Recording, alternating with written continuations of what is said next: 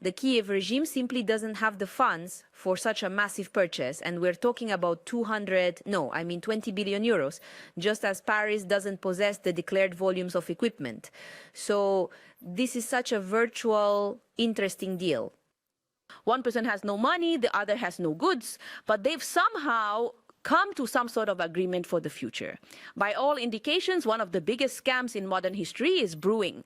Zelensky continues to try to squeeze the maximum out of the most rabid Euro vultures. On November 17th in Paris, together with Macron, signed a 10-year agreement which provides for the acquisition from the French of 100 multi-role Rafale fighter jets and 8 anti-air defense systems currently under development. Zelensky was quick to call the document historic. It seems to me, in principle, he's partly right in some ways. In my opinion, this is a document that will forever remain in history, because you can't even call it a deal. Rather, it's a declaration of intent. The Kyiv regime simply doesn't have the funds for such a massive purchase, and we're talking about 20 billion euros, just as Paris doesn't possess the declared volumes of equipment. So this is such a virtual, interesting deal. One person has no money, the other has no goods, but they've somehow come to some sort of agreement for the future. By all indications, one of the biggest scams in modern history is brewing. And I want to state this with the understanding, of course, by the French side, that everything that will be supplied, if it is ever supplied from this deal or is being supplied now, is being destroyed by the Russian Federation as causing us damage and threatening our security. The Norwegian newspaper Aftenposten published a report by its staff correspondent in Ukraine from the city of Izium. The report was from the city of Izium, where an Azov fighter from the 3rd Separate Assault Brigade of the AFU spoke about the demotivating effect on Ukrainian frontline soldiers of the mass exodus of Ukrainians aged 18 to 22 abroad. An Azov militant, yes, that very Azov, which is officially designated a banned extremist terrorist organization and is now a part of the Ukrainian armed forces, he called on Norway and other European nations to bring these individuals back home, if not for deployment to the battlefield, then at least to provide them with work and a life. And they began. For whose sake and for what cause are we fighting? And that is precisely the question. This question is for the interviewee himself. Ask yourselves this, citizens of Ukraine, for whom and for what are you fighting? Only for one thing.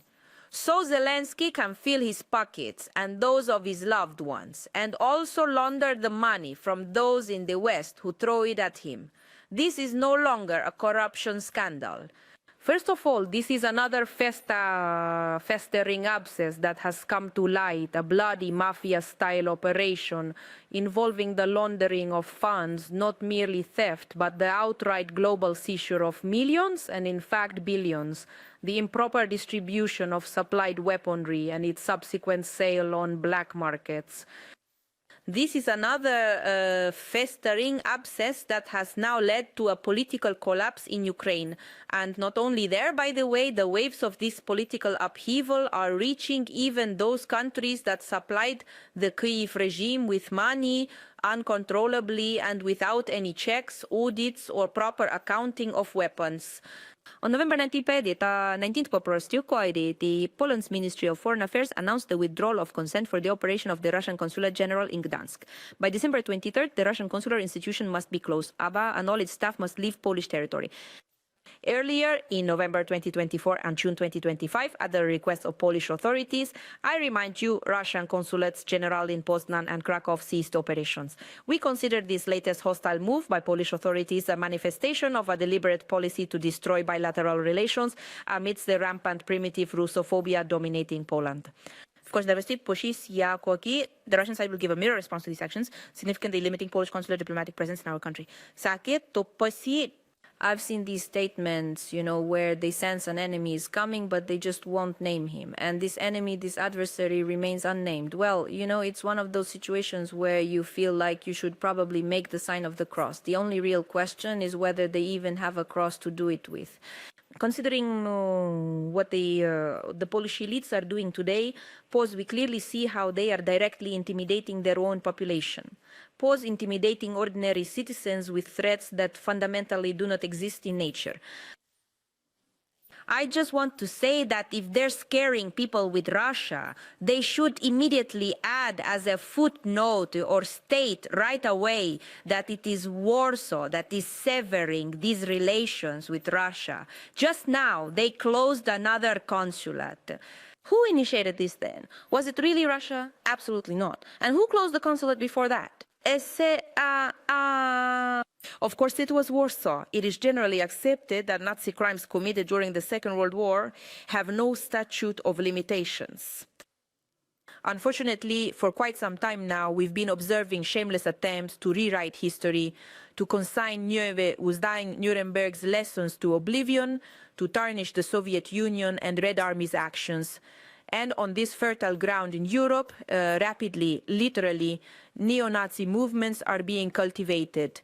Perhaps Japan's new prime minister is unaware of this, but we are only taking retaliatory measures. And when we talk about banning entry for 30 Japanese citizens, that is a retaliatory measure. I noticed they're surprised that Japanese diplomats ended up on these prohibited lists. But excuse me, Russian diplomats are currently under Japanese sanctions. So why didn't that fact surprise them before? We simply implemented reciprocal measures. Judging by public statements of the new Japanese administration's head, Tokyo's unfriendly course towards Russia continues.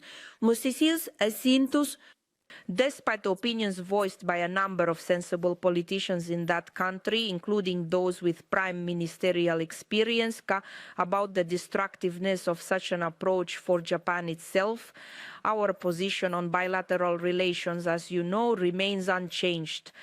The establishment of ideological foundations is only possible if Japan rejects, not in words but in deeds, its current anti-Russian stance, ceases attempts to harm Russian-Japanese cooperation and takes concrete practical steps, demonstrating its serious intent to unfreeze bilateral ties. Against the backdrop of the resounding failure of the special operation by MI6 and SBU to hijack a Russian MiG-31 fighter with a Kinzhal hypersonic missile, London's conduct is also traditionally tellingly silent. Was there any reaction from them? Is anything known?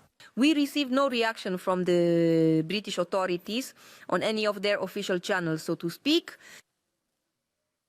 They haven't responded to the November 11th message from Russia's FSB about thwarting a major provocation by Ukraine's main intelligence directorate and its British handlers.